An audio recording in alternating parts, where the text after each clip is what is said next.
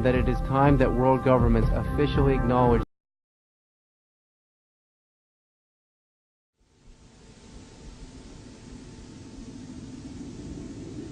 Most acknowledge that UFO reports are not restricted to one particular country or continent of peoples.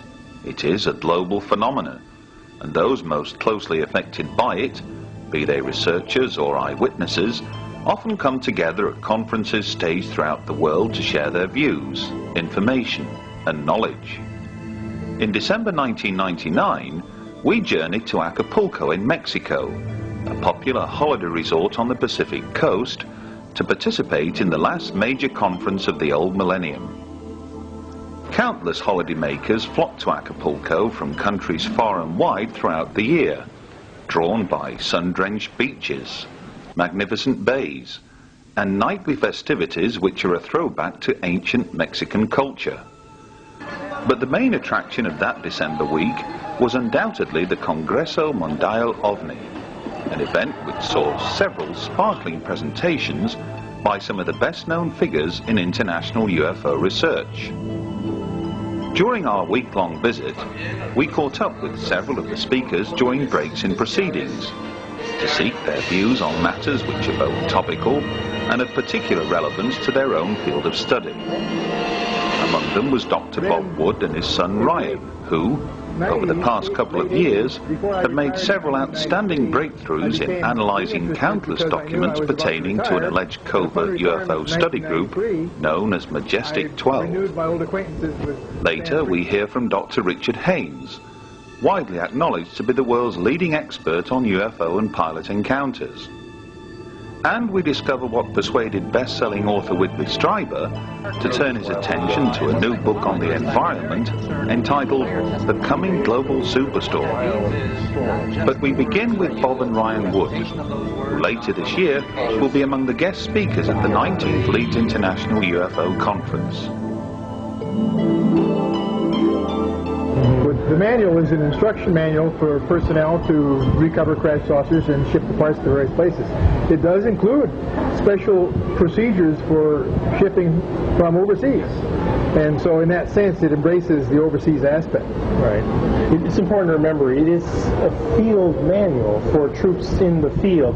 And I think that this was, it didn't give a very broad overview of the program or maybe the other foreign intelligence that may have been available, but it was sort of a how-to manual. And when you look at the mundaneness of crate packing, it is almost an identical copy of an existing field manual, Army field manual from Carlisle Barracks in Pennsylvania, where they have a reservoir of all these manuals.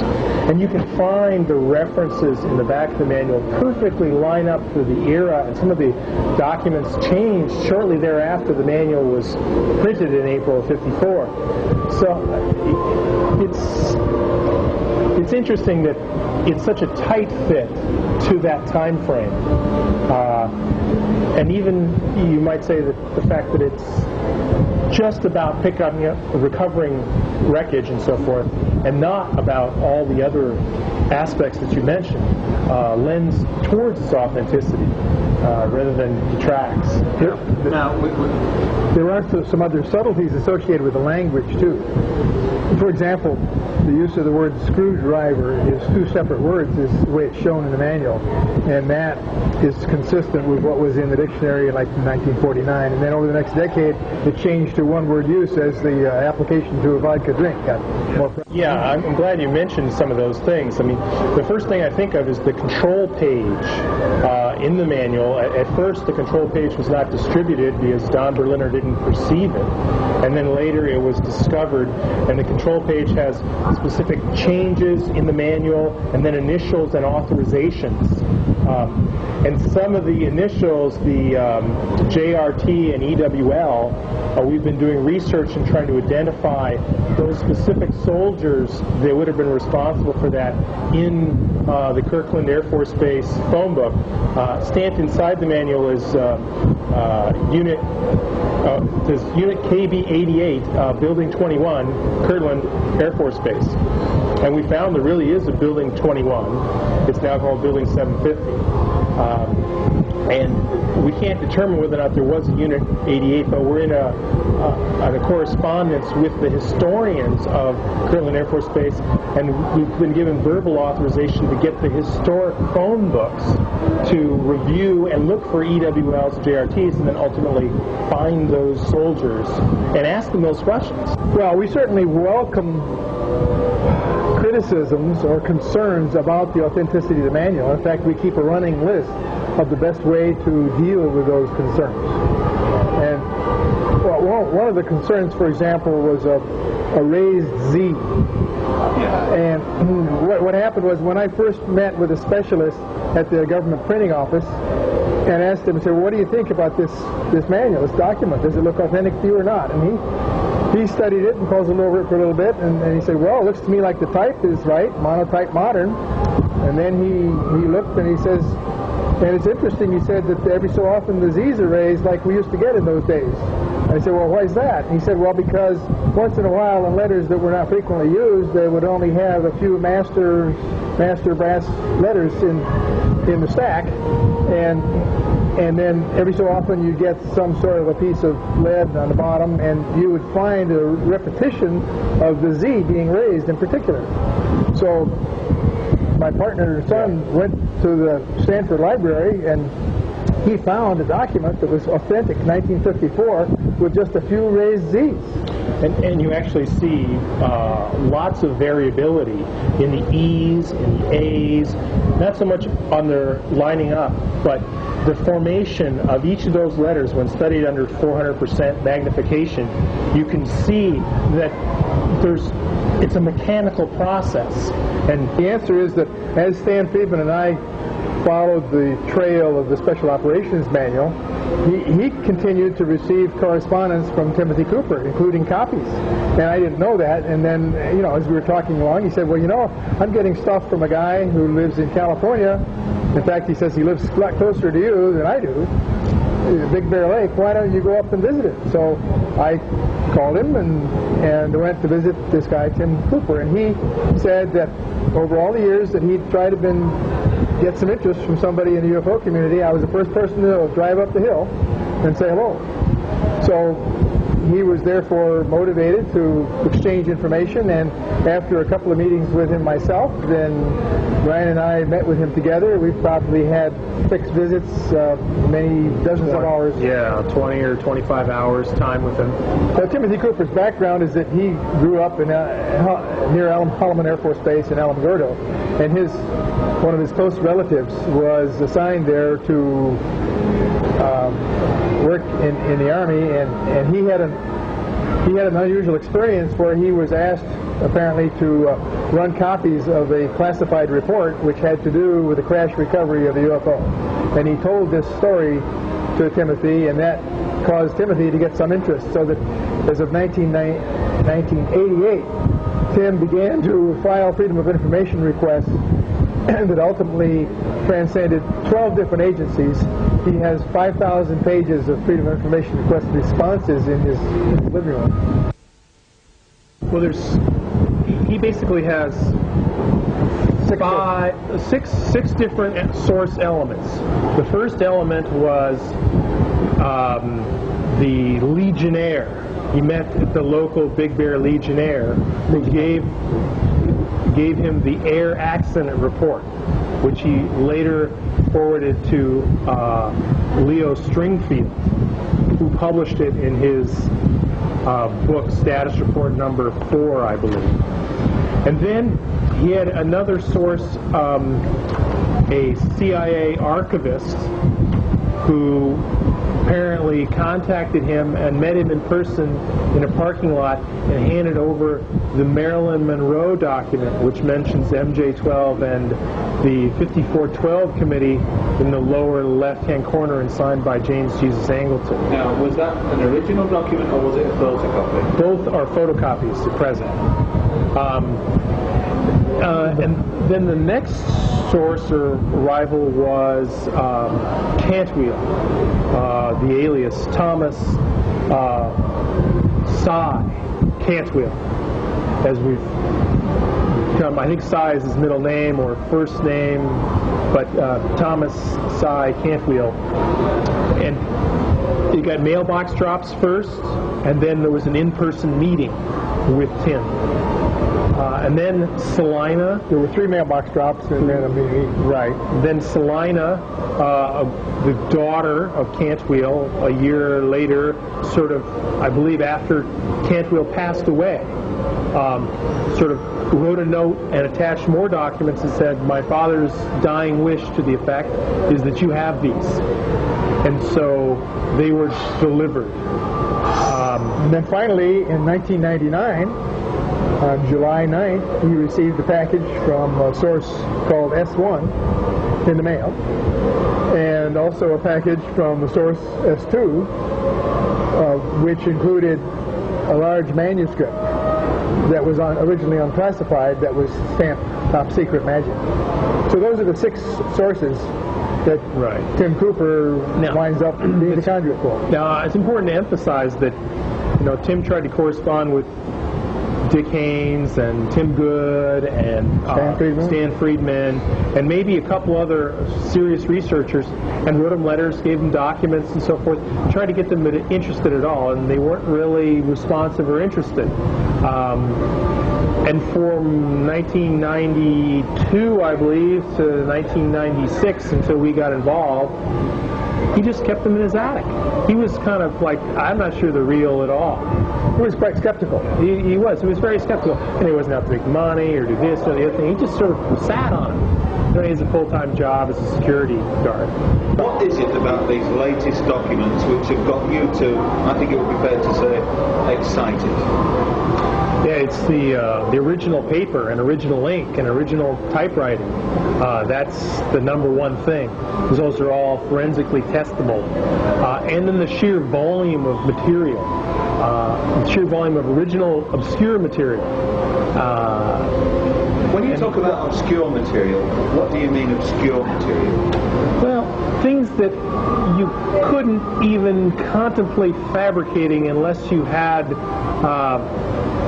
a degree in military history, had 10 or 20 years as an archivist in one of the many presidential libraries or national archives. I mean, you need those skills to try to create or fake something. They're just the most weird recent or difficult to find. Yeah. The most recent documents that have arrived really contain quite a range of material, in the sense that some of it is stamped in red Top Secret Magic or Top Secret MJ12, and others of it are merely newspaper clippings that were included in the original Blue Book files. So now we're talking, forgive me, we're talking about Blue Book documents that are not contained in the National Archives. yes, New Blue Book documents. new Blue Book documents. Many of the documents are unequivocally Blue Book documents. One of the documents not only references Blue Book in sort of a notation on the upper right, but it also identifies MJ12 and paperclip files, all in the same document. But the document itself is a publicly available technical paper on nuclear propulsion. Right. Yeah, that's actually one of the ones that are posted on the website on www.majesticdocuments.com. Is we posted the first 10 or 15 pages of a report on isotope thermal thrusters by John Martinez, who is alive and well today. And this report is stamped Top Secret Magic on it. It's a photocopy now, but the man's alive. He has the right expertise and background. Everything sort of checks. The only thing that hasn't been done is to go confront him or ask him, did you write this? And that's a tricky situation, because I believe for the first time we have somebody who's fingerable as a source for reverse engineering and reverse sciencing. Here's a technical paper with top secret magic on it. It's talking about propulsion technologies in the 50s, or actually his papers are from the 50s in some cases, but this is actually a 1968 or 69 paper. So it may sound an obvious question, but how can we have approach this guy? Well, the first thing he would do, suppose he's still cleared, he would call a security office and say, Bob, and that it is time that world governments officially acknowledge to visit me and ask me about classified material. What should I say? How should I deal with that? I want to plan that and think that through a little bit. But is this a name that's, you know, it's out in the open? It is out in the open, but nobody really understands to go find it. Except until now, I just told you. We have a long list of actions that we should be taking. One of which is, for example, contacting Dr. Ray, REA. There's a lot of names in these documents. That's right. Right, and then the 93rd Technical Services Unit, I have their complete roster. These are the people that recovered the wreckage from Roswell, according to the Interplanetary Phenomenon Unit. Detachment 3 ran around, picked up all the wreckage and so forth.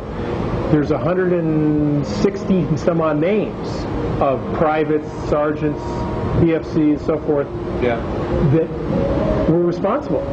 And I've found 30 of them on the internet, on Yahoo search, people search. And I've started calling some of them. And the question is finding the people that are in Detachment 3. Some of them have recalled, yeah, I was in New Mexico, I was there, but not talking about anything unusual. It's like, I picked up rocket debris all summer long. That's what happened to me. That was the one case, and we still have probably another 20 witnesses that can be researched that are easy before you start getting the names that are exceptionally difficult to find. It clearly gave the coordinates of landing zone 2. And my first question is, I wonder where that is. I said, Ryan, do you have a topo map to go look?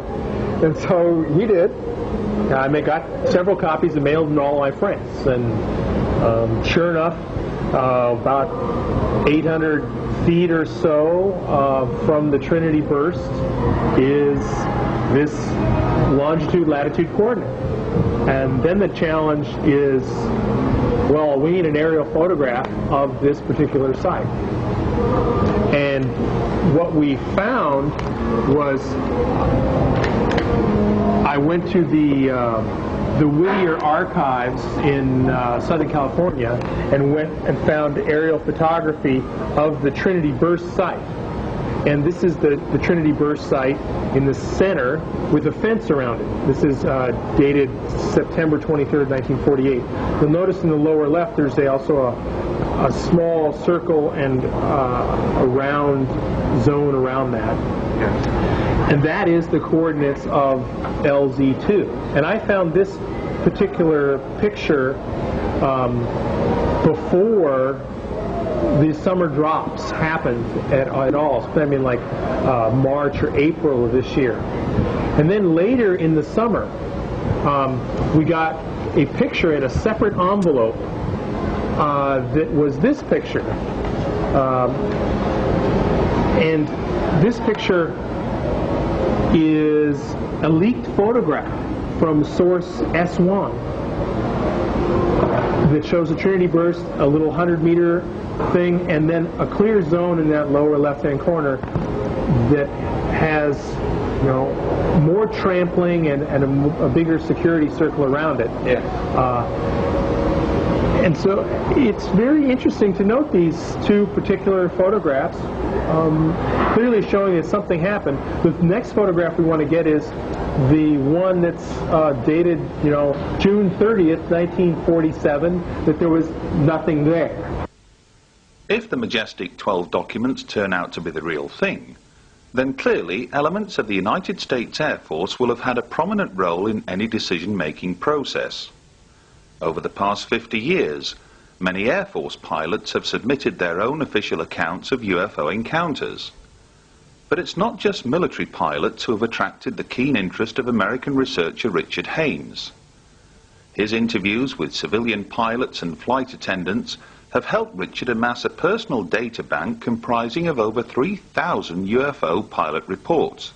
It is, by far and away, the largest collection of its kind in the world.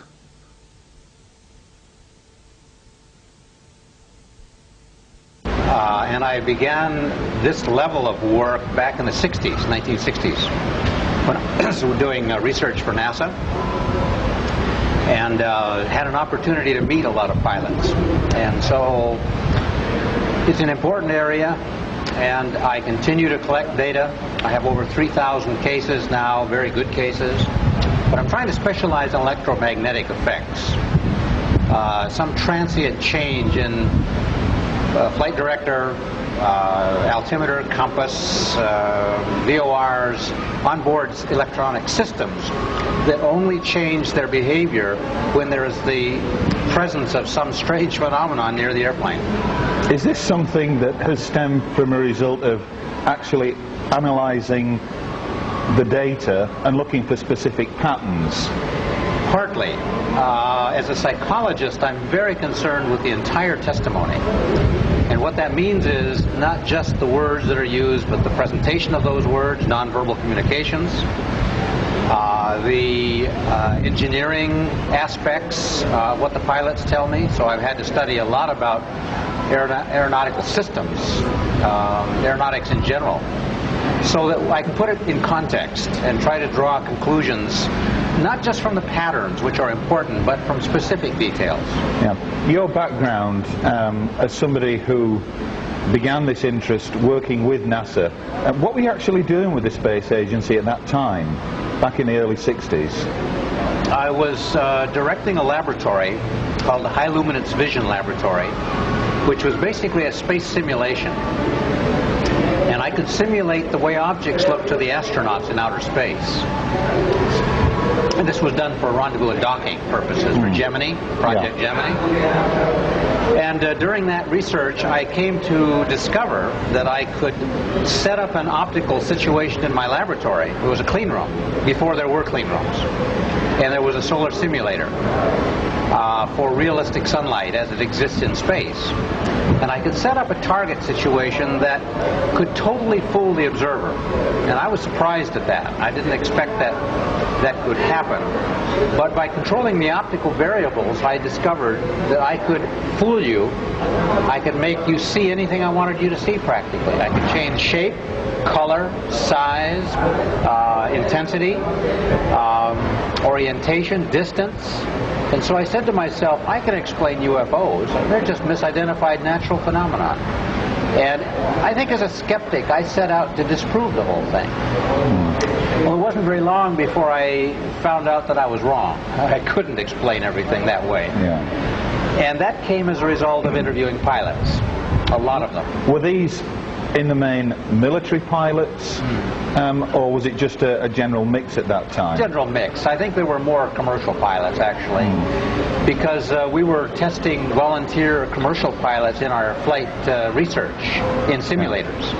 But was there one specific incident that you can recall that set you on this trail, if you like, of making damn sure that when the opportunity arises, you can have a quick word with those pilots, and then if necessary, if the pilot's conducive to your line of questioning, do a lengthier study on a particular incident and the like? Yeah, well, was there one thing that stuck out? I wish I could say yes, but my conversion was slow and gradual, because I'm a skeptical, kind of a stubborn person. Yeah. And I had to let the data speak for itself, and the data came in bits and pieces. So it isn't any one case, although there are many spectacular single cases that I've looked at. It's the constellation. It's the message that is embedded in many, many high-quality cases from pilots. As I fly commercial around the world, I try to make it a point to talk with the flight crew, both the flight attendants in the back and the flight crew up front. And I must say that I'm getting about 15 to 20% Really? Roughly 1 out of 5 people I talk with say yes, they've had a strange sighting. That doesn't mean that it's a, quote, traditional UFO, but it's something they couldn't identify. Yeah. And with their experience, that's significant, you see. I will share one that took place over Lake Michigan on an L-1011 filled with passengers on July 4th, 1979, I think it was. I don't remember the year, very frankly, because I have so many. It's hard to remember them. But they were on autopilot at cruise altitude, cruise speed. The sun is above them and slightly behind them. And the captain told me, face to face, sitting in the cockpit of this airplane later on when we reconstructed the whole event, that he was sitting back in his seat with his hands behind his head, just, you know, nobody's flying the airplane, it's flying itself. Sure. His co-pilot is turned in his seat looking behind him to the flight engineer talking about something. And the sky is blue and no cloud up ahead. Well, Captain Schultz told me that suddenly something caught his attention out to the left about 30 degrees of straight ahead and 30 degrees above the horizon. And so he concentrated on it, and he said it appeared very quickly full size. It did not appear as a point and enlarge. That's important. He said it was as if the object had broken through the atmosphere, because as it appeared full size, little radiating lines seemed to appear like stress cracks. He took a paper napkin that he had in the cockpit, and he had me hold 2 corners, and he held 2 corners, and he pushed his thumb through the middle, like he was demonstrating this effect. Well, he said, "What's that?" He thought he'd have a mid-air collision. He was quite concerned. His first officer turned in his seat and could see it. I talked to both of them and got the same story. The object was silvery, reflected sunlight the way polished metal would, came down in altitude to his altitude, did a high-speed turn, I calculated about 30 Gs, roughly, and about 1,000 miles an hour towards him, about 1,000 miles an hour going away in a climb, which is significant. And as it's leaving, it leaves a wispy, dark smoke trail behind it. He didn't see it coming. He said that he immediately radioed the Milwaukee center, flight traffic control, and said, "Do you have any other traffic up here with us?" And they checked their radar and said, "No, we have nobody up here." And he didn't report it, obviously. I met a Soviet fighter pilot who'd retired by the time I met him. This was approximately 1995, 94 that I met him. And he came to Novosibirsk, where I was lecturing at the university there, to meet me from Chelyabinsk. And because he had this story to tell, and he couldn't find anyone to tell it to. And so I'd been there from America, and so he came over. Well, he was in a Czechoslovak 2-place trainer, but he was alone in the cockpit, doing acrobatic training. It was a clear, sunny day, very cold, as you might imagine, in the Ural region. Well, he was doing acrobatic loops, vertical loops. And as he would come over the top and start down the other side, he was generally in the northerly direction. And the city of Chelyabinsk, which is about 1.5 million people, was to the north of him.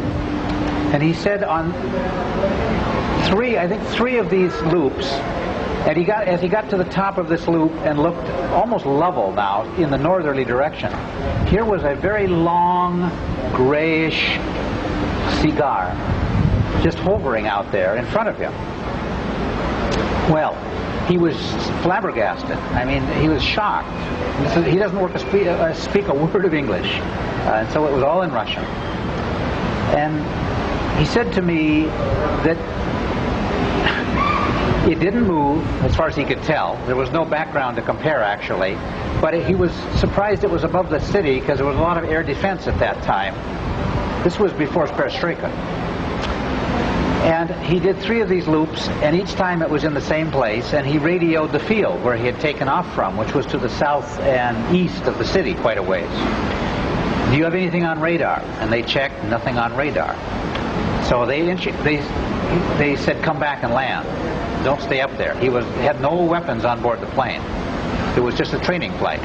So he did. He immediately went back. As he's getting ready to land, which must have been 10 minutes later, approximately, he happens to touch his face.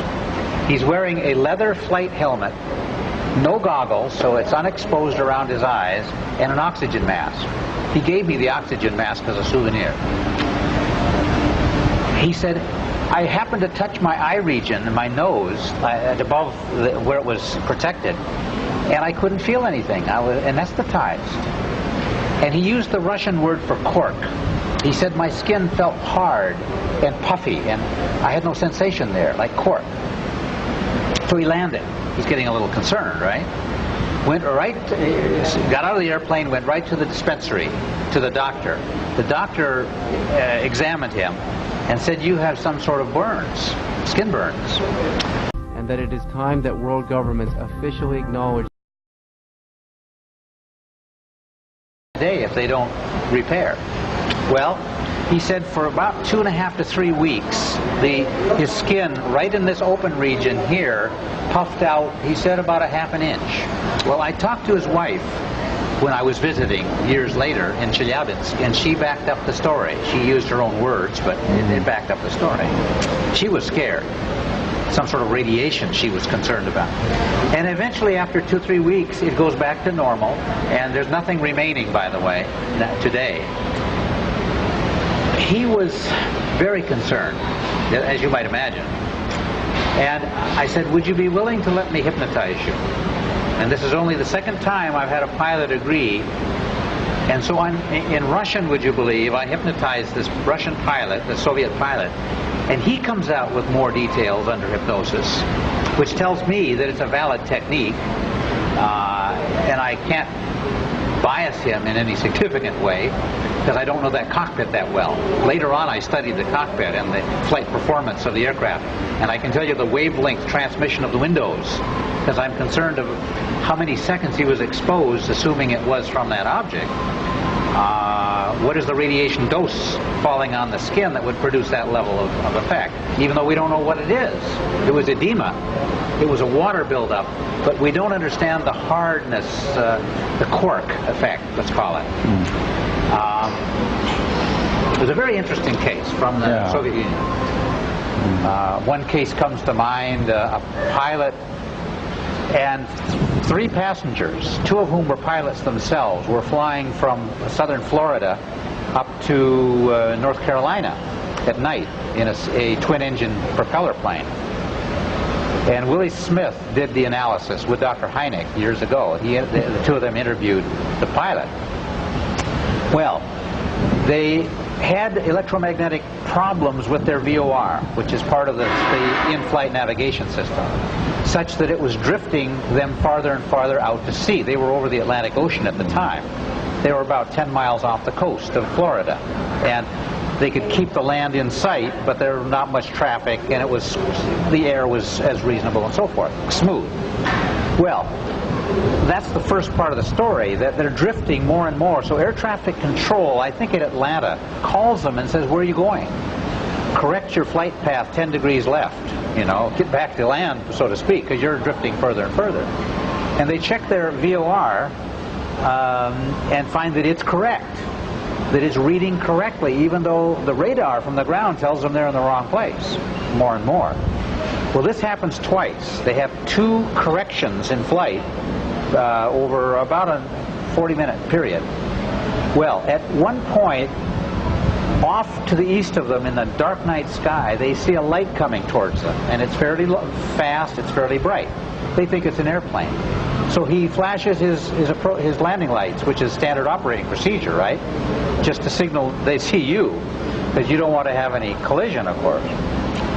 The object comes towards them on a bearing about 40 degrees, about the 2 o'clock position, roughly, relative to their heading. Comes down to their altitude, and the witnesses claim that this was a triangle, an equilateral triangle, whose sides were vertical. You can think of that. So it isn't a thin triangle, it's a thick triangle, about 6 stories high. What's that, 60 feet, 70 feet thick, and at least, I forget that the estimate was hundreds of feet side to side to side on the 3 sides, and a triangular opening in the middle. And the pilot said it was such a huge opening that he was contemplating flying through the middle of this thing to avoid it. The object comes to an instantaneous stop at some unknown distance, where they don't know how far away it was, and reverses 180 degrees and goes off as it has come at a high speed until it's out of sight. Well, as interesting as that case is, that's a non-aerodynamic vehicle as far as I'm concerned. It's not ball lightning. It's not birds. It's not a balloon for lots of reasons. It's not stealth technology, because you'd never build anything but stealth that way. We don't know its propulsion. It did not produce a shock wave. In that case, there were no electromagnetic effects as it was near the airplane. Perhaps the earlier effects, we don't know.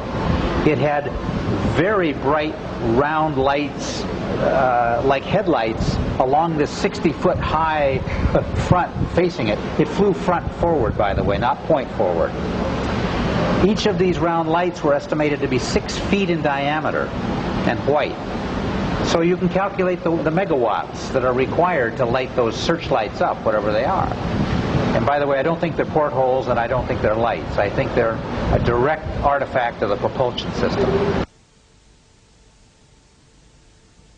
While putting pen to paper has never been a problem for Richard Haynes, the same can't be said of Whitley Strieber. Over the past decade, this most complex of characters has unleashed a mind-numbing series of books on UFOs ever since undergoing a traumatic abduction experience which deeply affected the man. But what, we wanted to know, had persuaded this gifted writer to set aside all talk of UFOs and abductions and instead produce an astonishing new book, warning of impending dangers to the global environment. The subject matter of the new book, which is called The Coming Global Superstorm, is sudden climate change. In the New Scientist of November the 27th, 1999, there is a story about the North Atlantic Drift, which is a current that is vital to the weather of Europe. It states that this current is changing its strength because of global warming, and that Europe is liable to get much colder very soon.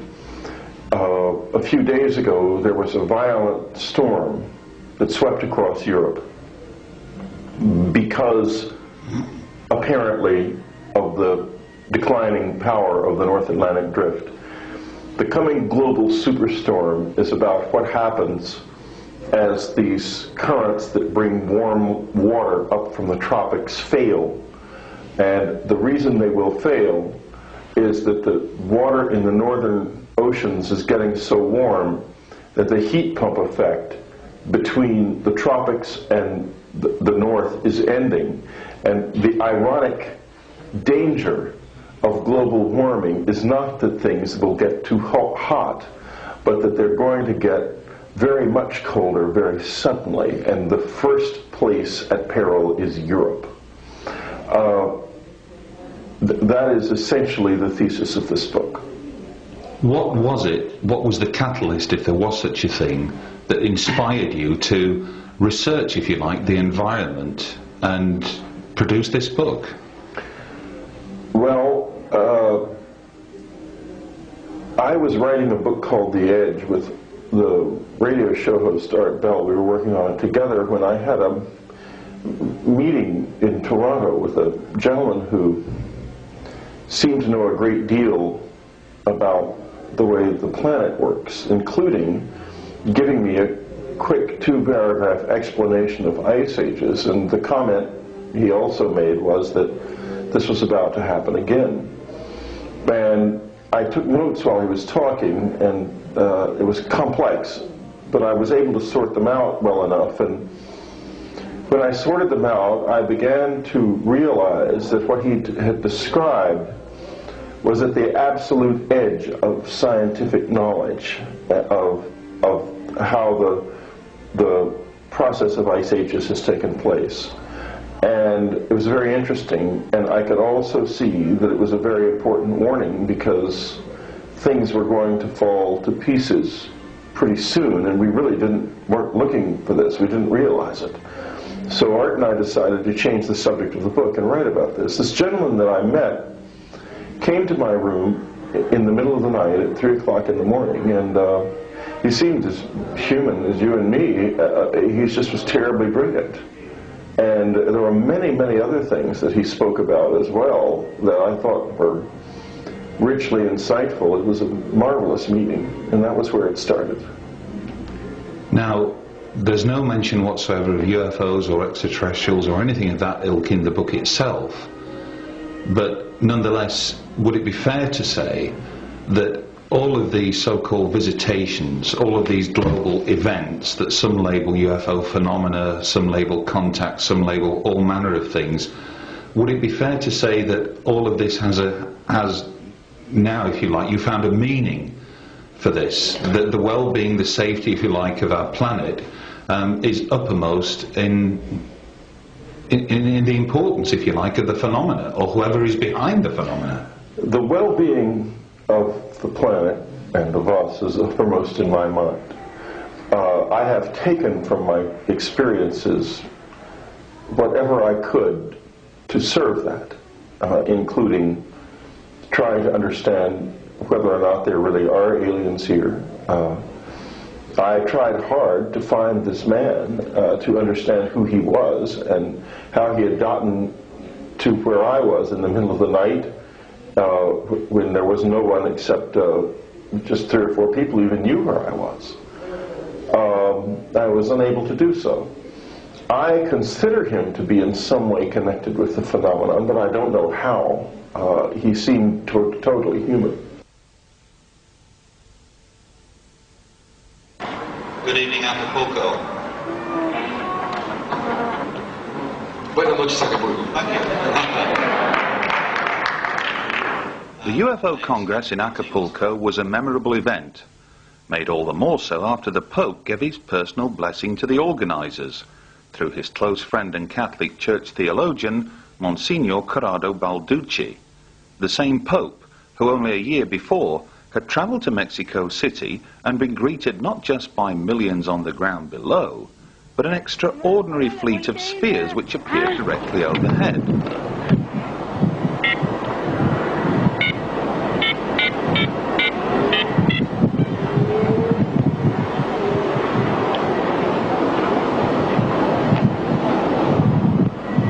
¿Todavía los tienes? Sí.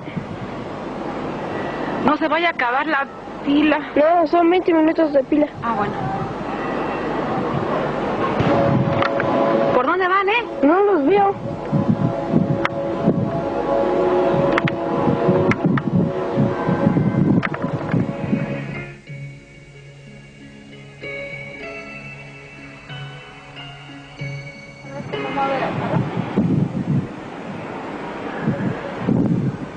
No, son tres esferas. For years, skeptics and debunkers, and indeed some UFO researchers, have poured scorn on the so-called fleets. They insist that the sphere-like objects are nothing more than balloons.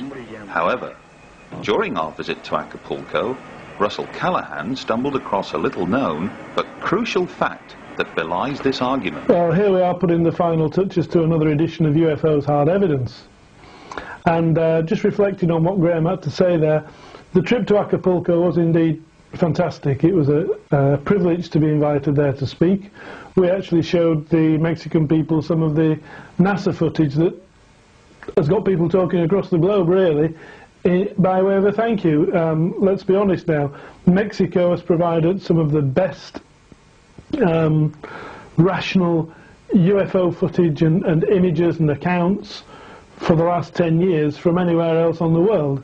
And it's Jaime Maussan who's been instrumental in making sure that this stuff goes out to people. We've done our bit, we've made sure that people see what Jaime's been presenting.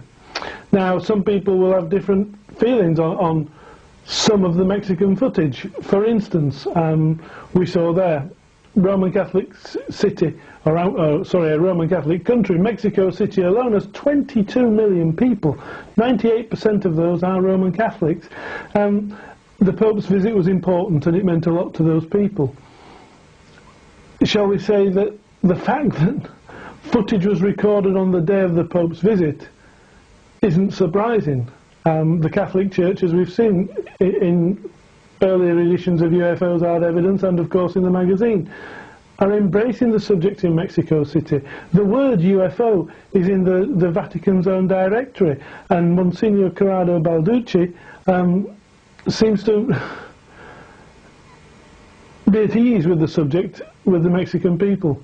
So much so that when we stood there on the Wednesday night and heard Corrado Balducci deliver the Pope's personal blessing on the Congress and wishing it success and happiness to the people who were there, it's a milestone that wasn't talked about anywhere other than in Mexico. Surely that should make the news, you know, but that's another story. What we're talking about is, are these fleets the real McCoy? Are they balloons?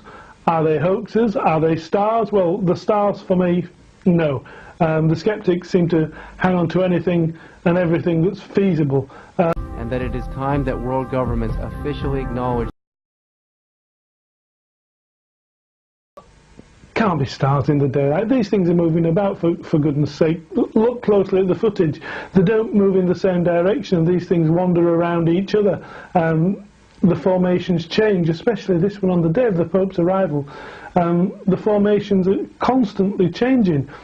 Birds don't fly like that. Birds tend to stay together and move together. And if we watch carefully, we can see that there's different motion, different speeds within the actual fleet or flotilla or whatever you'd like to refer to it as. We don't know what they are. One thing that I'm fast becoming to accept that they aren't are balloons. Now, we've heard over the years, and last year there was some remarkable footage shot in the south of England that the people at the television company who recorded this footage didn't want to share it with anyone, so the only people who saw it were those fortunate to be in the south of England on the night of the newscast, or if someone's been fortunate to see a recording of this thing. Leading researchers in this country turn around and say, oh, these are just balloons. Well, Mexico City is a little bit different. This country, 600-700 feet above sea level is the norm. The high peaks up on the moors of Yorkshire and up in the Cumbrian mountains, 1,100 feet above sea level. That's nothing. You know, Mexico City is thousands and thousands of meters above sea. Staying with Jaime, who lives in Mexico City itself, I can tell you climbing the stairs to bed on a night was something of a task. You know, the breath is drawn away from you. It took me 5 or 7 days just to be able to feel comfortable with the high altitude and the low air content, or the low oxygen content within the air. This poses a problem for things like this. During the Congress, a young man was there every day with this Corona advertising blimp, advertising the Congress, but he was tethered. And I thought, well, surely they're going to fly this darn thing. It was beautiful weather, you know, it was 90 degrees in the shade, there wasn't a breath of wind, there shouldn't have been problems. I spoke to him, and in broken English he explained quite simply that the problem is the altitude in Mexico, more so Mexico City than Acapulco, because Acapulco is only a few hundred feet above the sea, but the quality of helium gas that's to go into these things to fill them makes the expense enormous to fill one of these blimps with high quality helium to get lift. Because of the altitude of Mexico City, even when we get these things buoyant, he described them as being lazy. They fly very lazily in the sky. Yes, children's balloons are available. We've seen the cartoon characters, the little silver balloons, and I've seen them where people have let go of them. And they don't achieve a great height. These things seem to saunter about at 10-15 feet above the ground and end up getting caught in the electricity cables that are only maybe 20 feet above the road. Now that's due, quite simply, to the atmosphere, the air conditions in Mexico City. Again, very high altitude, very thin air, the helium just can't lift the balloons, and to say that a fleet of balloons could be released, hundreds of balloons, in the Pope's image we've counted 50 different things there, 50 different images.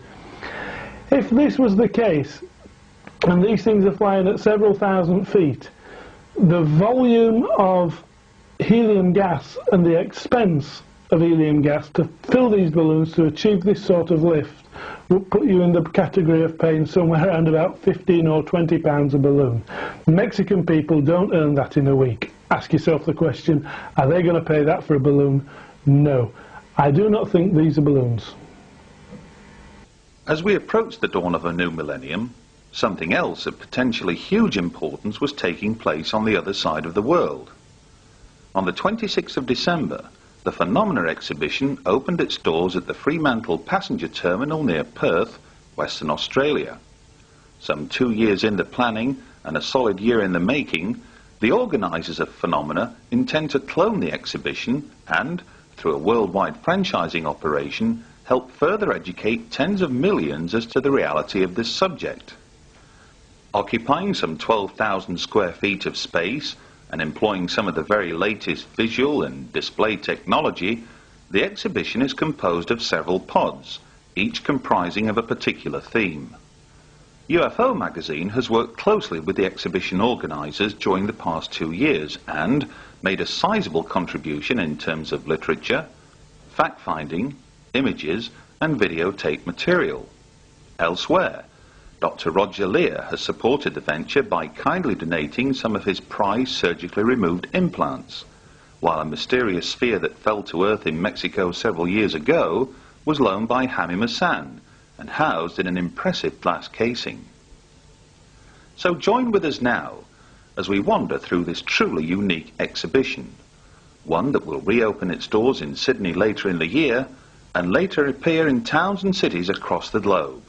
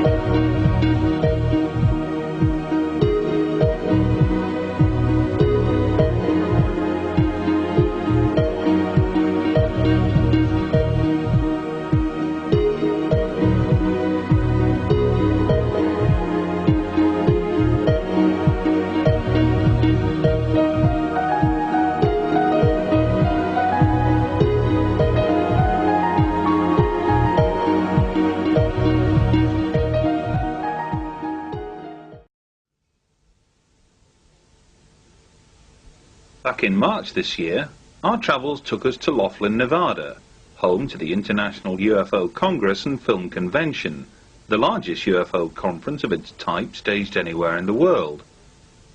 Once more, our cameras were present to record several on-the-spot interviews with some of the key speakers. Larry Warren is no stranger to UK shores, but did he have anything new to add to those events he first described in his book Left at East Gate, which claimed among other things that a UFO appeared over Rendlesham Forest in December 1980. Cameras and such like were taken into the woods over this period of time, but nobody until now has ever seen any images. Right. You produced images. Tell us about that. The images that I showed one picture which didn't reproduce very well. We'll work on that glitch for leads. And sort it out by then, but what happened to me since our book came out, and of course we really did have a great deal of success as far as reaching people in England and feeling empowered that this event is your Roswell, and it is something not to be ashamed of or not look at. It's something to really sink your teeth into and get involved.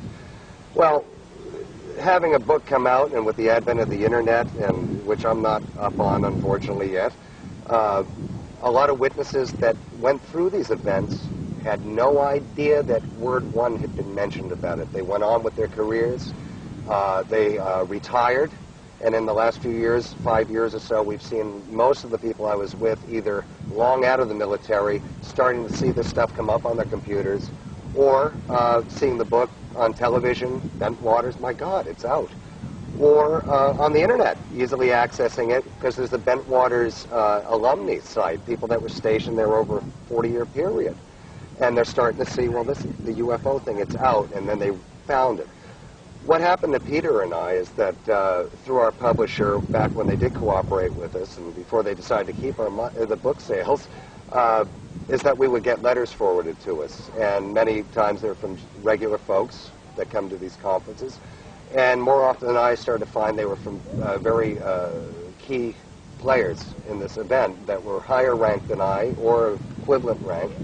Some were friends, some I knew peripherally, saying, good for you, glad you did it. A few were, I have to be honest, saying, well, I don't remember any of this.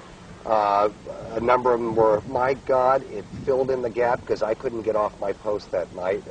But it also countered, and will counter over this next year, is that I've been accused of it all, we all know this, but over the years, people have said that there was a rumor mill, and so anyone could have picked up on this information. It will be very apparent to people over the next year that there was no rumor mill when people that worked on our flight that didn't get out there had no idea what had happened at all. It was that clamped down, like some senior people said. I got a letter, first of all, that said, I want to thank you for what you did. This is leading to the pictures. They came out, and this gentleman said to me, and I'm holding his name right now because he's not sure what he would like to actually be dealing with this. I said, I don't know if I'm too controversial. I shouldn't be the guy. His view, counter view on that is that I've done this from the beginning. He's watched it develop. He said, no matter what they do to you, you keep coming back. He has children. He has a lot to lose. He's an executive now. He took these pictures, as he told me. I have all of it in his own handwriting. I even have the negatives, the original negatives, that can be analyzed and will. I've sat on these for 2 years.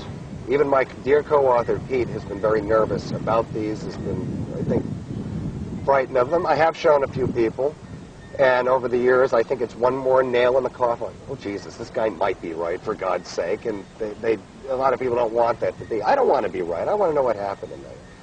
He told me I have these pictures, and I'm like, look, I'm not even an expert on this. I have enough to deal with on my plate. And basically, this guy was involved on the first night, snapped pictures with a Canon camera that was in the back of the law enforcement car for accident investigation. And he took the film. They encountered, this is literally when they were thinking they were encountering a crashed plane, started taking pictures of this triangular object as described, as seen in some of the reports that are coming out from the next day now. Same lighting configuration. It has density to the triangle, a black triangle. Doesn't look like what I saw on the 2 nights later at all. It really doesn't. But it does match exactly the verbal descriptions and written descriptions of the gentleman on the first night. And he did something quite unique with the film. Amazing. What he did, knowing he was higher ranked and had been in the game, knew this was extreme significance. These gentlemen did experience missing time, which they're having a great deal of problems with. These people are now seeking out UFO or experiencer-friendly therapists to heal some things that are in their lives, the memories. He took the film. What he did is that with his knowledge of this, he said, this film will never be seen again. To another person that was with him, he took the camera, he fired off pictures. The first picture I showed today was taken at a distance of 150 feet approximately in a clearing. I know exactly where this clearing is and have been bringing people there for years. It's not the site on the third night on Cable Green, it's before that. He took fired that first shot. His sense in his heart is that this phenomenon knew they were there. The clicking of the camera told, it's just he sensed because it started moving toward him. Took that picture, he got pictures within 5 feet of it. He is not the Jim Peniston who touched the object and had the telepathy. I believe what Peniston says about that. I believe that was said to him by whatever was in. This gentleman continued to fire pictures off him, but because of he thought he had taken at least 15 to 20. I have 7. and I have the actual film, they just go blank. But there's a moment where radio contact was cut off in that forest. CSC couldn't reach these guys for 4 hours, and this is where I believe and other things happen. Rod Regier has worked on several classified projects involving satellite surveillance technology. In his lecture, Regier demonstrated how some UFO activity had unquestionably been recorded from space. But how important are satellites to this subject, and what of the future? I started working in the aerospace industry as an astronautical engineer in 1964. And I worked on the Saturn Apollo moon rocket, and my job was to design the interface wiring between the various elements of the rocketry, the different stages. Then I worked on the first space station, the Skylab, which, as readers and viewers will know, impacted Australia several years ago. I don't know the specifications for that. And then moved on to a small company in California that's primarily designing remote sensors, but has nothing to do with it. And that it is time that world governments officially acknowledge remote sensors. These are items designed to detect events at a far distance. I always like to indicate, and I didn't in this presentation, but that there's a paranoia that starts to develop amongst people when they're around spy satellites and other things. They see maybe too many movies or something, but I guarantee you that these satellites cost millions and billions of dollars, and their operation runs into the millions of dollars per day.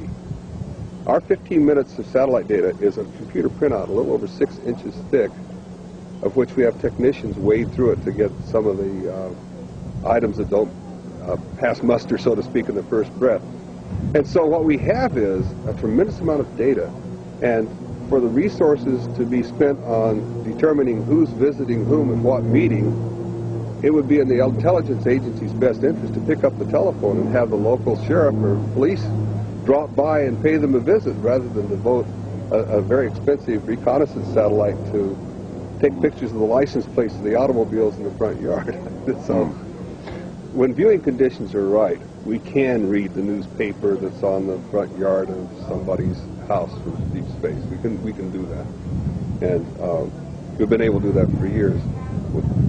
More important, though, is we can also use these for beneficial measures that are beyond the surreptitious observation of our neighbors, and that is to look out to exploit mineral deposits, find oil fields, look at pollution tracking.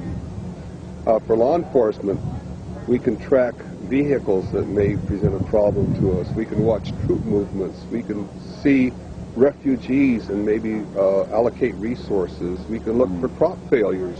You liken this to possibly the major event in terms of credibility of eyewitness reports, in terms of the data and the like. How significant do you think it is, therefore, that we have corroboration, if you like, from an American reconnaissance satellite that something was over Tehran at that time? I think the primary importance was that it demonstrated graphically, I believe, for the first time, both the capability and the limitations. We spotted this thing, we had it, and yet we were defenseless against it. Fortunately, I think we were able to sort of sit back and say, it's happening to a neighbor, and therefore we can coolly observe it, as opposed to it's happening in my front yard and I must worry to defend my family against it. And I think that allowed us to put in some measures. I know one of them was to improve communication systems that enable us to get the information back sooner. And I think that the lessons learned from the Tehran were instrumental in helping us in the Gulf War, because we've greatly increased our capability between those two events in a short period of time, when you're talking about the time lag in military procurement and activities that go along there. Yeah. Intrigued to learn of the post-Tehran reports as this thing sped through the Mediterranean and out towards the Atlantic. Presumably then, was there no means for the satellite technology? It might have obviously been passed on to another satellite, I don't know. No data to suggest that this thing was tracked by satellite. at that time? Our satellite did not track it.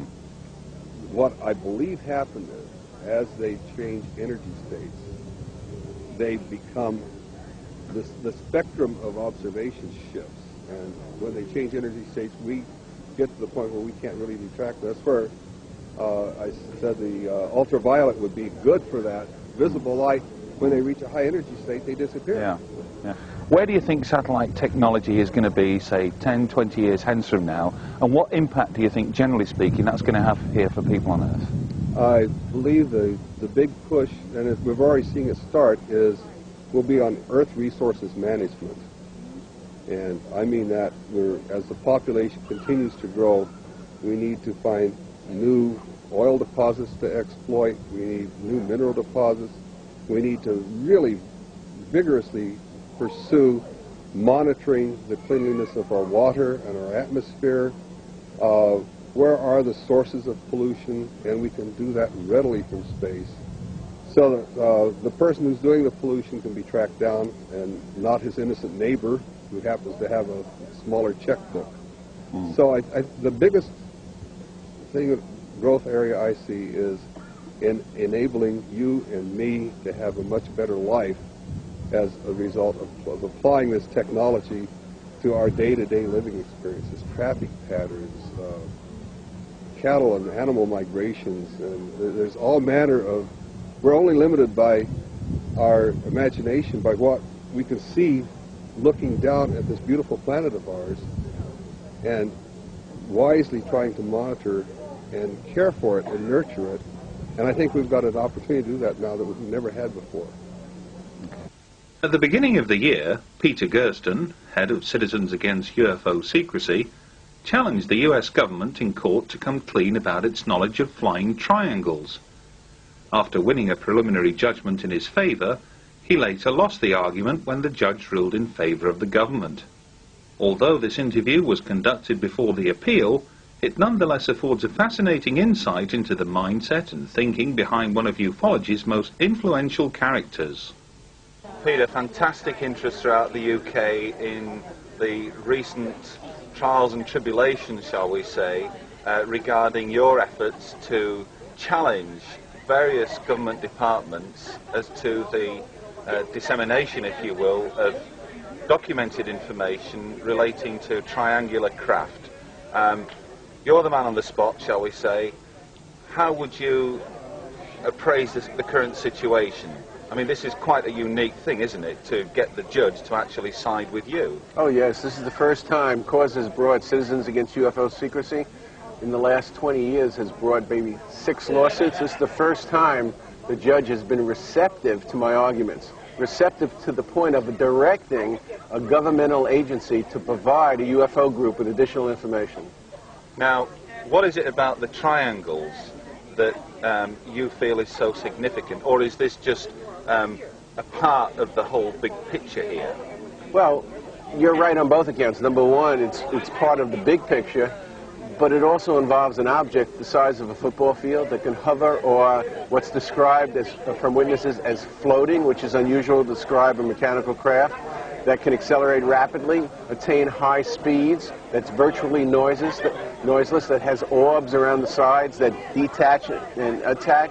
I think that since this object is being seen in populated areas over the last 20 years, not only in this country, but in England and in Belgium and other countries, I think it's time we found out about it. And what's more significant is that when we inquired of this object from the Department of Defense, they told us they conducted a reasonable search and can find no information on this object. As far as I'm concerned, they're lying to us. It can't be possible because they searched the Defense Advanced Research Projects Agency and they had no information. They searched the Joint Chiefs of Staff and they had no information. And the Department of Defense is charged with gathering intelligence and providing security for the citizens of this country. So how can they not know about an object that's seen at treetop level in populated areas over major cities in this age of terrorism? Well, the Department of Defense, for whatever reason, has not come to the courtroom, has not sent any attorneys. They are represented by the U.S. Attorney's Office. And they just toe the party line. They treat this as any other Freedom of Information request. The agency does the search. If they don't find documents, they move to dismiss it on the grounds a reasonable search was done. If they find documents, they either release them or withhold them on national security grounds. And that's what I thought this case would be about. The Department of Defense would find documents and say national security, as they did in the other cases cause brought, and that would be the end of it. No judge has gone against that ruling. But they didn't. They stated they found no documents. They did a reasonable search. So the U.S. Attorney is just putting forward that position that they didn't have to do an exhaustive search. All they had to do is a reasonable search. They did a reasonable search. There are no documents. What we submitted, what Citizens Against UFO Secrecy submitted, were 33 affidavits from people that actually saw the object, were willing to come forward, put it down on paper, and then swear to the contents. So we submitted this to the judge, said, Judge, look, this object exists, Judge. It exists not only over the last 20 years, but it was seen last month. You know, so how could they not have information? How could they have done a reasonable search and not found anything? And the judge was convinced that at least at this level they have to provide us with more information telling us about their search. The obvious question then arises, where are we going with this now? Where does Peter Gersten and Citizens Against UFO Secrecy hope to take this now? What's the next step? We hope to go where no group has gone before. We hope to go into the darkest recesses of these governmental agencies to search for the truth and to end the secrecy. Although Bob and Ryan Wood kindly spoke of their majestic 12 research in Acapulco, here at Laughlin, Ryan took the opportunity to share with us just a part of his massive image portfolio. Example, this happens to be on phone records for 30 June 47. Back to Roswell. There's other documents. Here's one on 14 July 47, all talking about phone records. Basically, there's a big complaint that people are using the phone too much and that only certain top-level brass can use the phone back to Washington because the lines are always jammed. You know, talk about good circumstantial evidence. And it's right here in historical typewriter, on negative, off microfilm. For somebody to fake this is an incredible amount of work for an unclear, nebulous purpose. This is the envelope where the other 77 pictures came, addressed to Tim Cooper and postmarked McLean, Virginia. And what was in this envelope was a series of color pictures, which I've broken into several different categories: craft, back channels, group photos, documents, MJ-12 portraits, and then autopsy. One of the craft pictures was a picture of the X-plane. And the X-plane is noteworthy in our documents because it's an experimental aircraft that crashed in New Mexico along the same time as one of the UFOs. And it's the earliest experimental aircraft which the U-2 spy plane was based upon. It was made by Convair.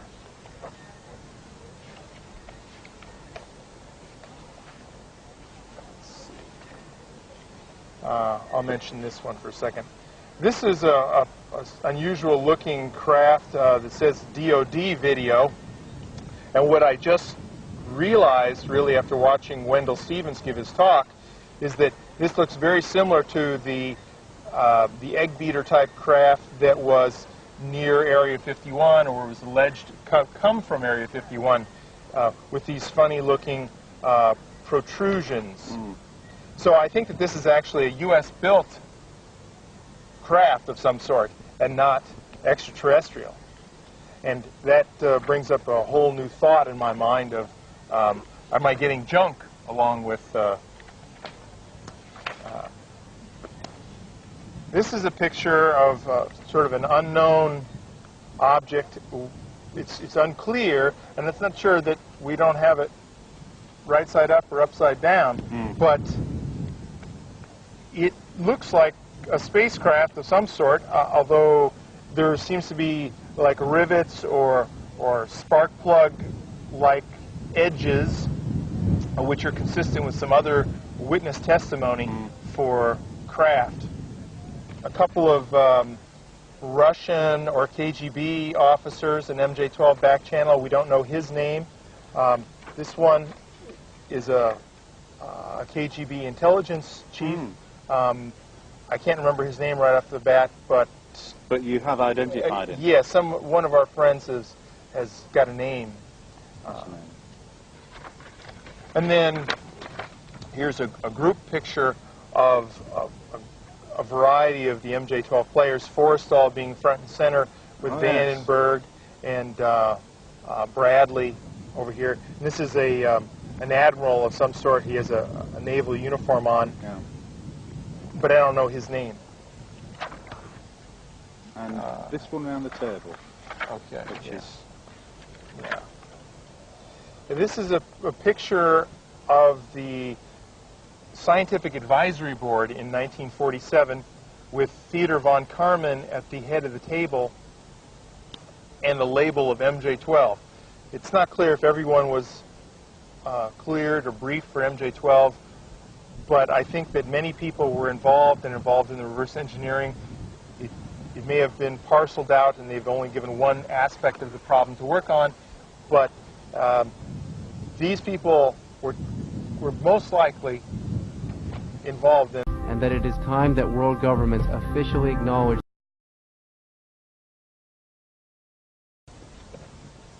Earlier we mentioned how Dr. Roger Lear had kindly donated some of his surgically removed implants to the Phenomena exhibition. But what is it about these implants that the makeup of the implants themselves points to an extraterrestrial presence? Well, I was the one performing the first surgery because it was a foot case, and the general surgeon then acted as my assistant. In doing so, I was the one that did the active probing through the tissues to look for the object, and he, for example, as an assistant does, uses the retractors to hold the wound open and assist me with light and advice. One surprise came during this portion of the surgery when I touched something hard and the patient jerked her foot off the table, came out of the hypnoanesthesia, and just cried out in excruciating pain. This was a very big surprise because just for the anesthesia that I had in the toe alone, she should have felt absolutely nothing.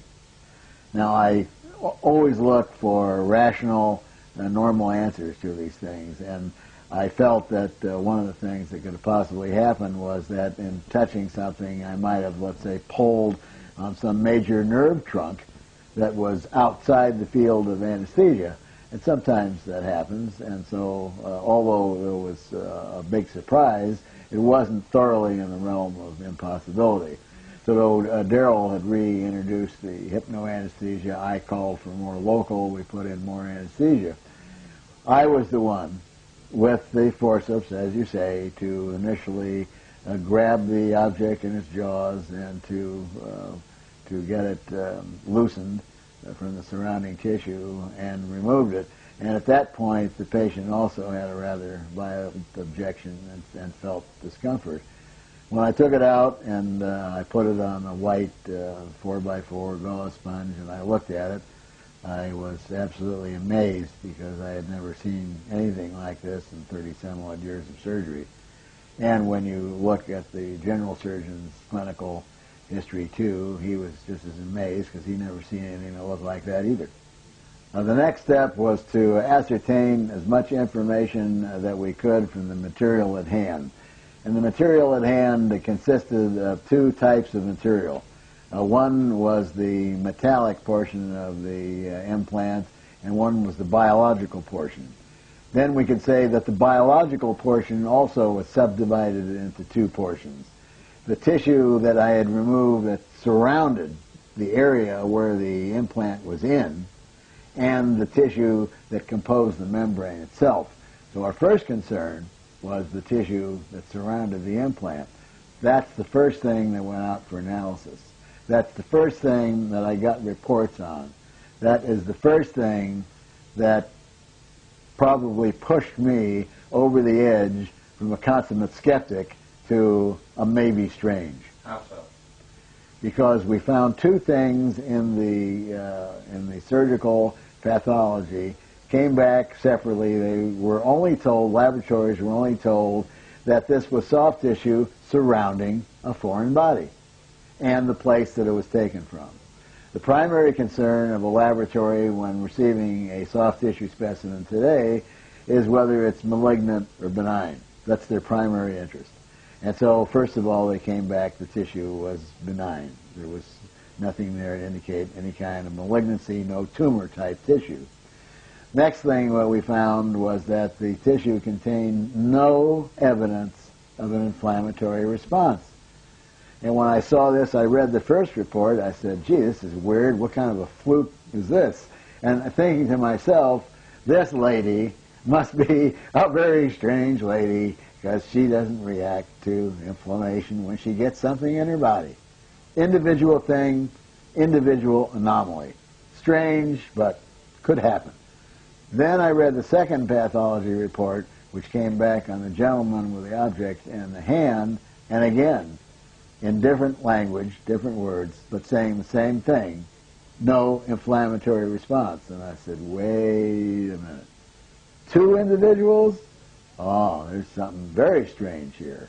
Then the second strange thing we found, that in both individuals, these areas were loaded with what are called nerve proprioceptors, little special sensor organs of nerves in tissue where it is not anatomically correct to be. Anatomically, if we look at the body, or we look at the chart, or we look at a copy of Gray's Anatomy, or if you do surgery for 30 years, there's areas in the body where structures are constant. In other words, if you opened up a toe, you would expect to find bone. You would expect to find muscle. You would expect to find some blood supply. You would expect to find some nerve supply. Nerves and specialized nerve tissue run in the areas where they're supposed to be anatomically correct. If you look in a book, this is the training. Most human beings, if we open them up, certain areas of the body, all the anatomical structures will be the same. So that's actually what allows surgery to take place. We don't expect to open a chest and in one individual find the heart 2/3 on the right, 1/3 on the left. It's always 2/3 on the left, 1/3 on the right. The tissues where these objects came out of were sort of a fatty, fibrous, cushioning type of tissue, deep down next to a bone. These are not places where you find specialized end organs for nerves. It was found that if the objects were taken out of the blood serum solution and dried, the membrane became brittle and lost its tensile strength. And then you could take any sharp instrument and cut through it, scrape it off the metal that was within. And when we first did that, we found out that there was 2 pieces of metal that composed the T-shaped object, not one. But it would be impossible to know that as it came out of the body, because you could not move one little metal member on the other. It would not move. It was wrapped so tightly with this membrane structure, one piece of metal would not move upon the other.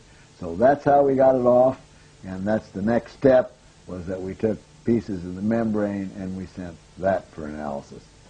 The results of the membrane analysis, again, was one of the many surprises now, one piled upon another, which propelled me into an area that I wound up in today. The membrane was composed of only 3 simple human biological substances. One is called a protein coagulum, which just means that it's protein derived from clotted blood. That's the bulk. And in this bulk, if you look at it under the microscope, you see some brown granules that look like raisins. And these brown granules were subjected to an iron stain. And it came back positive, and it was determined then that these brown granules was a substance called hemosiderin. And hemosiderin is an iron pigment. And it's oxygen-binding pigment, the cousin of which is hemoglobin, which is in the red cells. It's the carrier transport mechanism for oxygen about the body. Then the third and the last thing that we found were strands of keratin. And keratin makes up the outer layer of your skin, makes up your fingernails, toenails, your hair, and the first few layers of the cornea of the eye.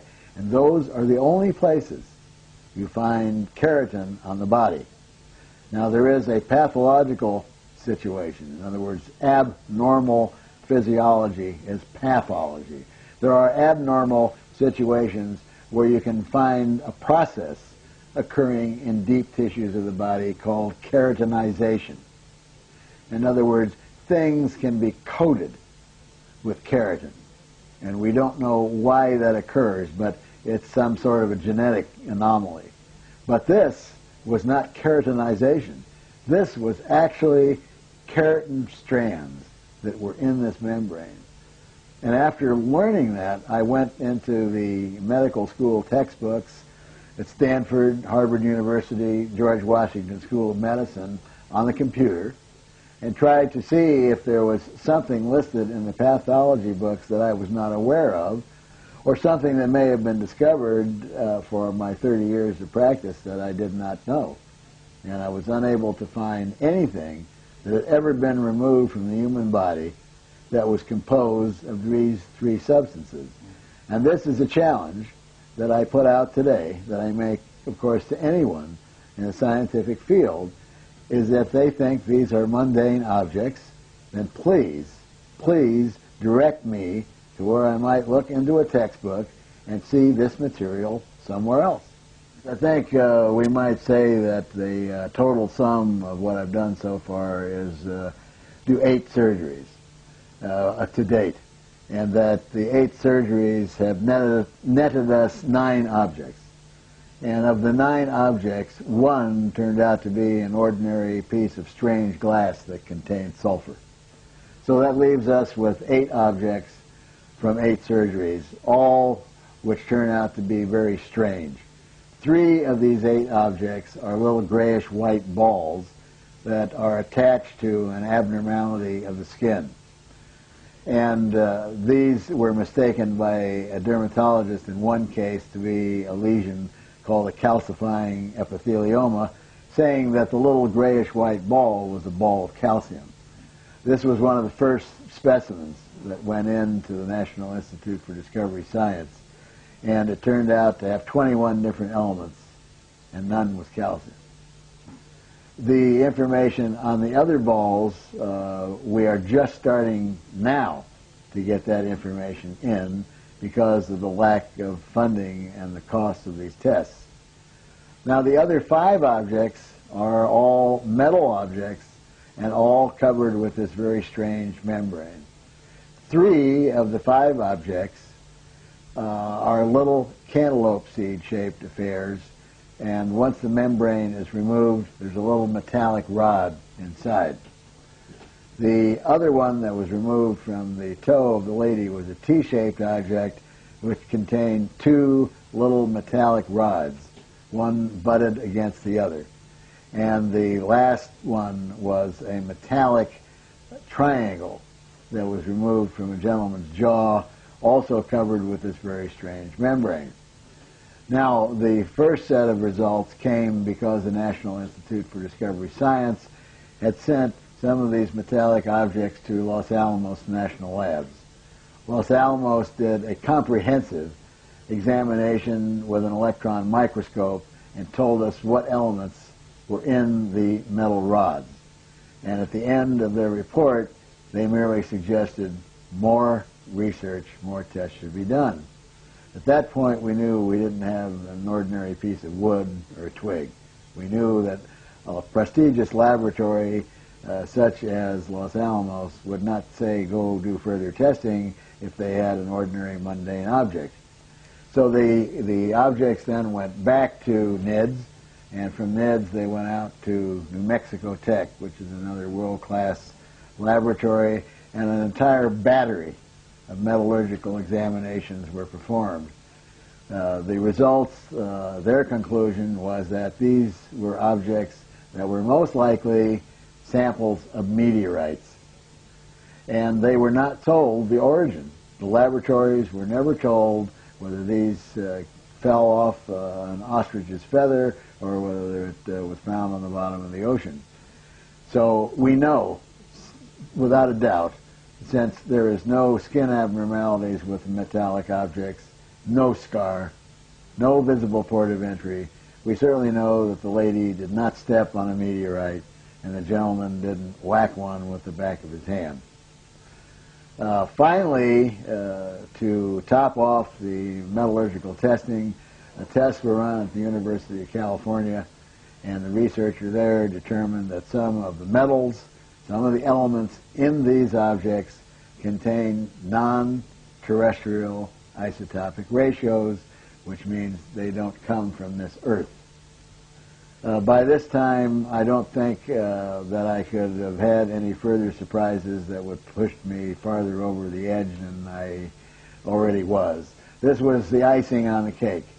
This then meant that we were proposing the most profound question that could absolutely be proposed to mankind, and that is, people who allege alien abduction wind up with objects in their body that contain extraterrestrial isotopic ratios.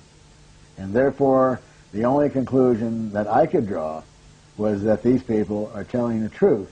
And that it is time that world governments officially acknowledge proof that mankind has been manipulated by extraterrestrials, interdimensionals, some other being other than human beings. To end this edition of UFO's Hard Evidence, here's a look at some recent and not so recent video footage gleaned from UFO enthusiasts around the world. Until the next time, thanks for watching, and we look forward to the pleasure of your company again in the not too distant future.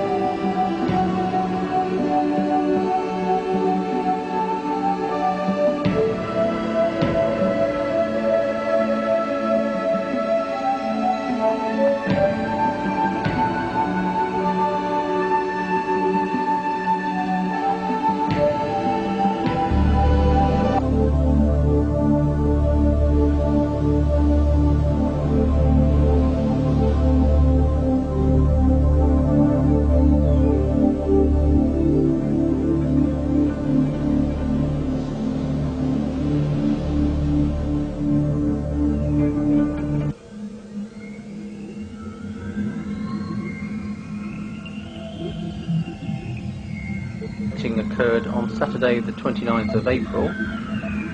What was unusual about this sighting was there were actually 4 separate sightings of craft within the space of roughly an hour and a half. This first piece of video you can see here shows a UFO with an aircraft in its very immediate vicinity. The aircraft seems to be above the cloud because it gets obscured behind the cloud. The UFO is actually, I believe, beneath it because it hovers underneath. So there could be some distance between the two craft, but still in aviation terms, it's quite a near-miss event. So I think it's quite significant for those reasons. You can also see that there's quite a bit of aircraft traffic in the vicinity. It's a very busy part of London. You've got City Airport in the east, and you've got traffic coming into Heathrow in the west. It's very busy. This second sighting occurred approximately 30 minutes after the first, at around 3:22 p.m. Again, this object was quite indeterminate in shape, possibly spherical, very reflective, and was visible for approximately about a minute. Again, it appeared beside a cloud, hovered, and disappeared. Okay, we've seen 2 objects this afternoon. One was just a couple of minutes ago, very high altitude, that direction. It wasn't very near, but definitely a solid structured craft. That's 2 sightings in about 35 minutes, so it's very, very exciting. I'm hoping that on these craft. This third object was probably the most unusual out of the 4. It consisted of a dumbbell type of craft, two spheres very closely linked together. As you'll be able to see from the video, seems to be a kind of rotation going on with these two objects, and you'll also notice the top of the spheres seems to blink in and out of visibility, very unusual. Again, suggests that this isn't a balloon or two balloons strung together, because again it's swaying on a particular axis, and if these were balloons being buffeted around by the wind, you wouldn't really expect this kind of uniform rotation going on. I believe that personally this is some kind of dumbbell craft that is actually coming in and out of our dimensional plane, if you like. God knows what the physics involved is, but you know, one minute you can see this object, and the next minute it's kind of hazy. This final object appeared at approximately 4:20, roughly 35 minutes after the dumbbell craft. Again, it just appeared from out of the blue. What's interesting about this object is that it seems to hug the contour of the clouds. Now, it seems to me that it's definitely under intelligent control. If it were a balloon, you'd expect it to just be blown around randomly in the sky, but it's actually following the contour of this cloud as if to keep itself concealed from inquisitive eyes. This whole event drew to a close roughly about 4:25. So we're talking about an hour and a half in which 4 craft appeared at separate times. Again, this is sets a precedent for me. I think it's very significant that these craft are appearing in greater numbers and more often. I think there's definite hint that this is an attempt at communication by the occupants or the pilots of these objects.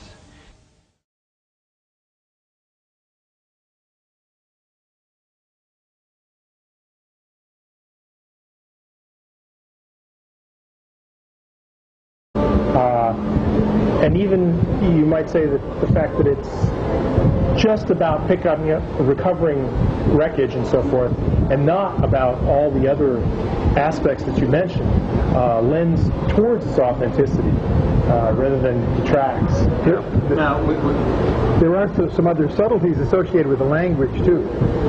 For example, the use of the word screwdriver is 2 separate words, is the way it's shown in the manual, and that is consistent with what was in the dictionary in like 1949. And then over the next decade, it changed to 1-word use as the application to a vodka drink got more. Yeah, I'm glad you mentioned some of those things. I mean, the first thing I think of is the control page in the manual. At first, the control page was not distributed because Don Berliner didn't perceive it, and then later it was discovered, and the control page has specific changes in the manual, and then initials and authorizations.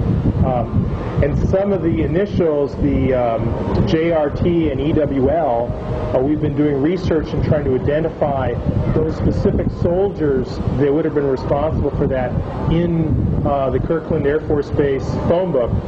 Stamped inside the manual is Unit KB88, Building 21, Kirtland Air Force Base.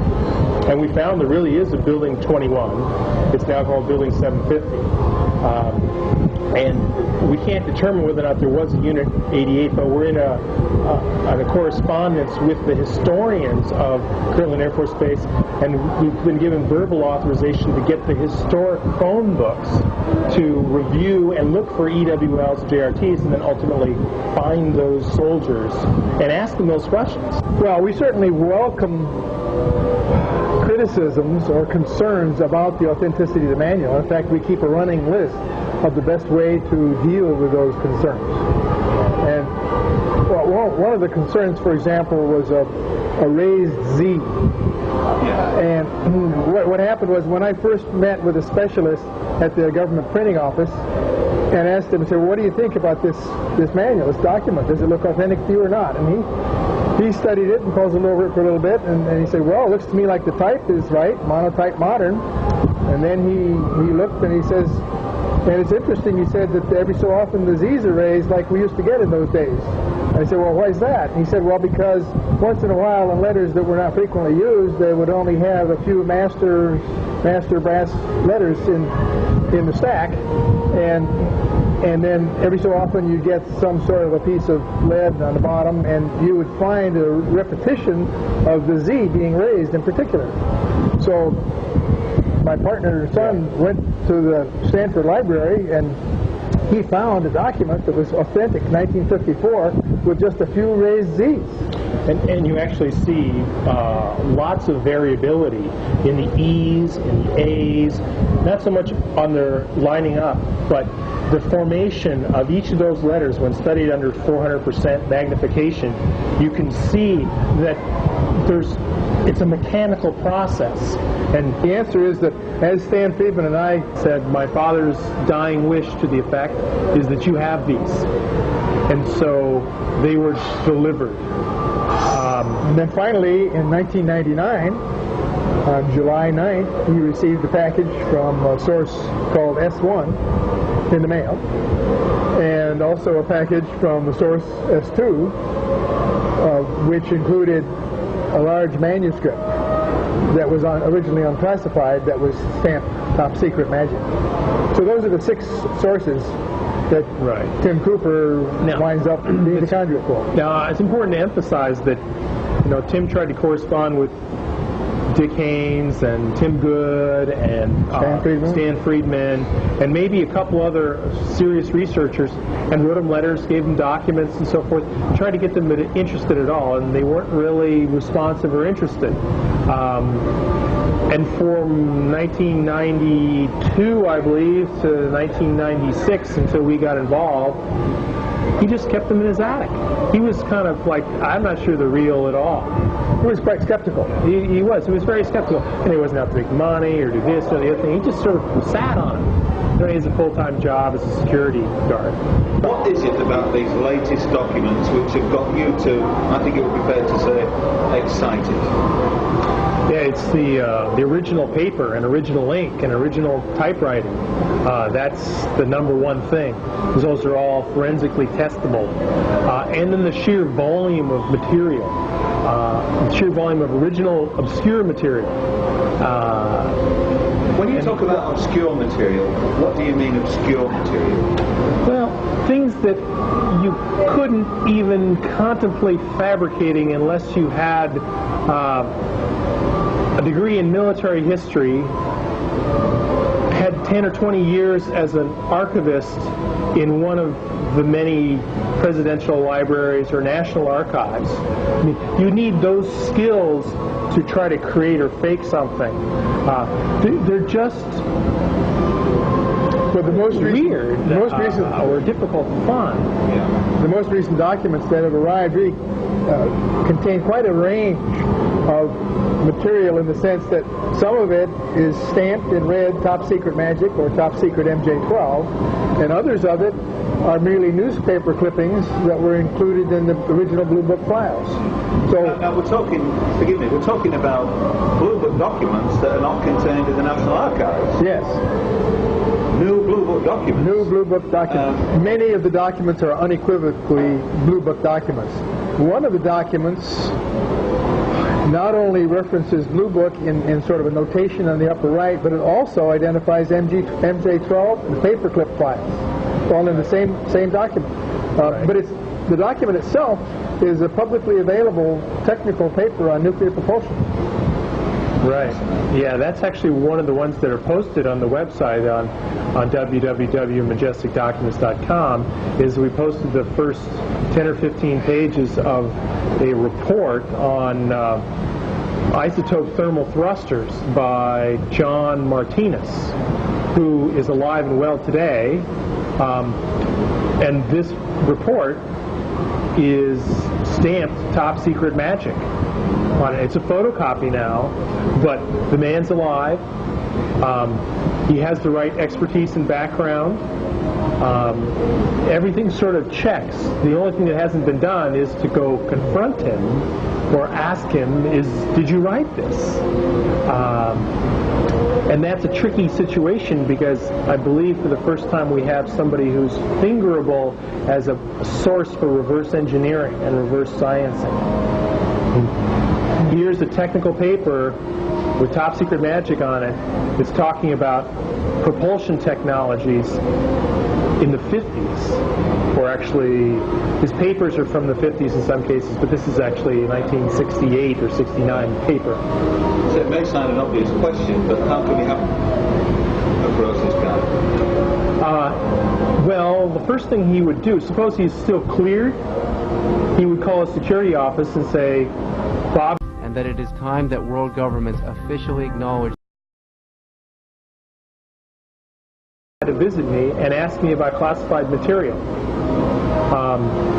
What should I say? How should I deal with that?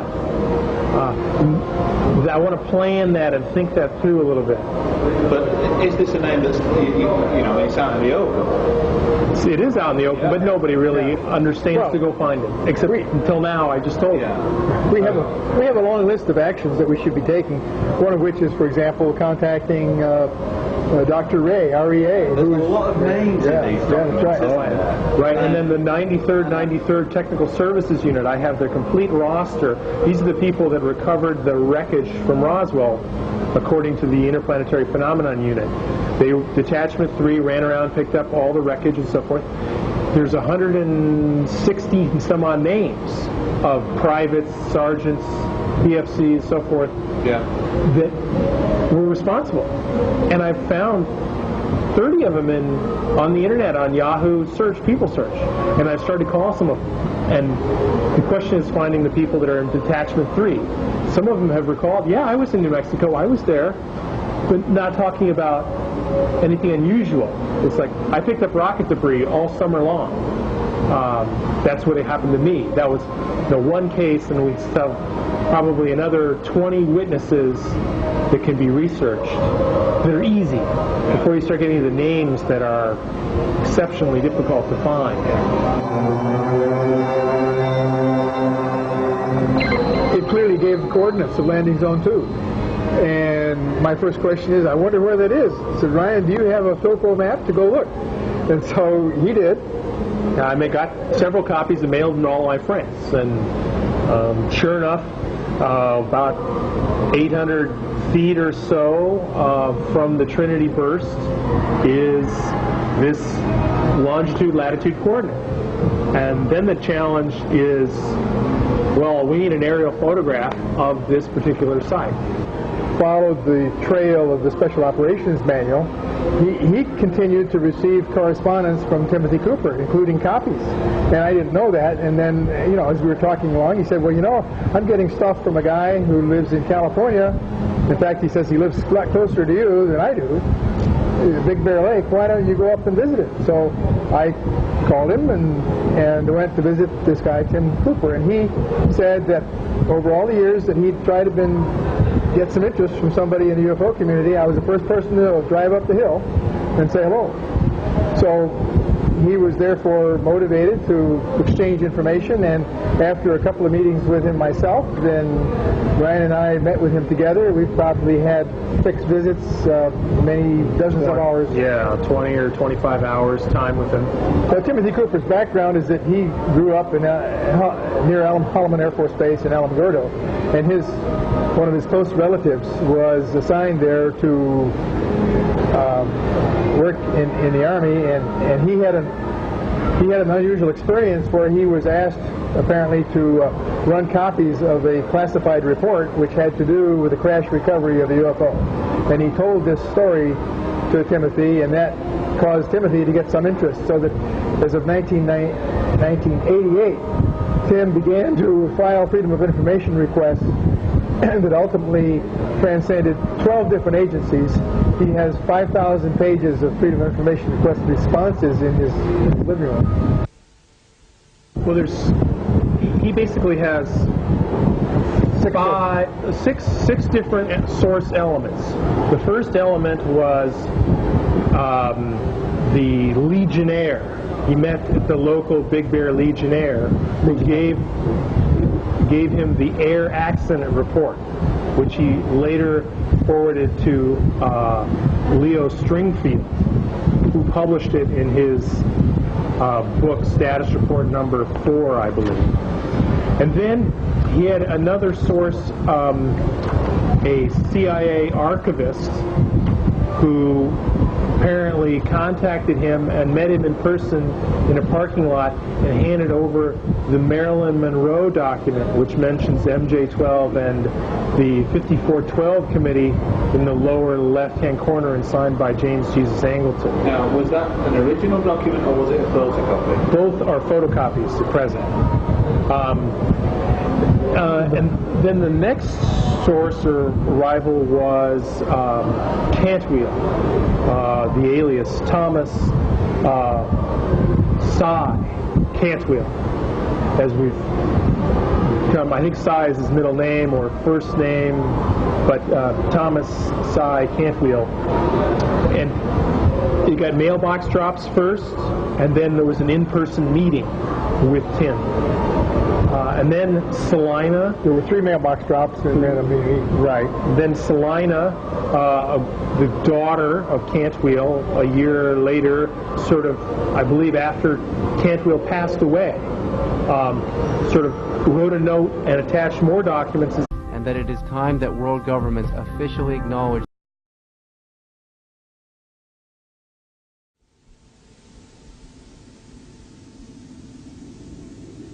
Most acknowledge that UFO reports are not restricted to one particular country or continent of peoples. It is a global phenomenon, and those most closely affected by it, be they researchers or eyewitnesses, often come together at conferences staged throughout the world to share their views, information and knowledge.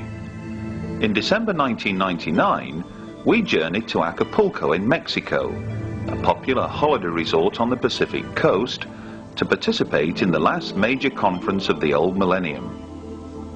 Countless holidaymakers flock to Acapulco from countries far and wide throughout the year, drawn by sun-drenched beaches, magnificent bays, and nightly festivities which are a throwback to ancient Mexican culture.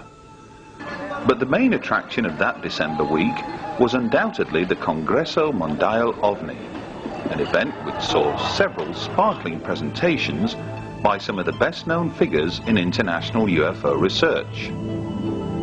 During our week-long visit, we caught up with several of the speakers during breaks in proceedings to seek their views on matters which are both topical and of particular relevance to their own field of study. Among them was Dr. Bob Wood and his son Ryan, who, over the past couple of years, have made several outstanding breakthroughs in analyzing countless documents pertaining to an alleged covert UFO study group known as Majestic 12. Later, we hear from Dr. Richard Haynes, widely acknowledged to be the world's leading expert on UFO and pilot encounters. And we discover what persuaded best-selling author Whitley Strieber to turn his attention to a new book on the environment entitled The Coming Global Superstorm. But we begin with Bob and Ryan Wood, who later this year will be among the guest speakers at the 19th Leeds International UFO Conference. The manual is an instruction manual for personnel to recover crash saucers and ship the parts to various places. It does include special procedures for shipping from overseas. And so in that sense, it embraces the overseas aspect. Right.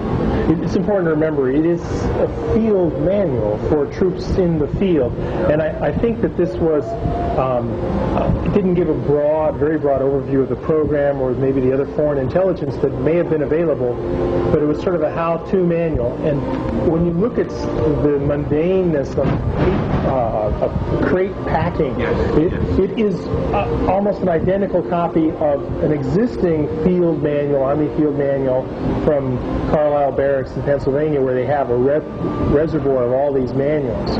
And you can find the references in the back of the manual perfectly line up for the era, and some of the documents changed shortly thereafter the manual was printed in April of '54. So it's interesting that it's such a tight fit to that time frame.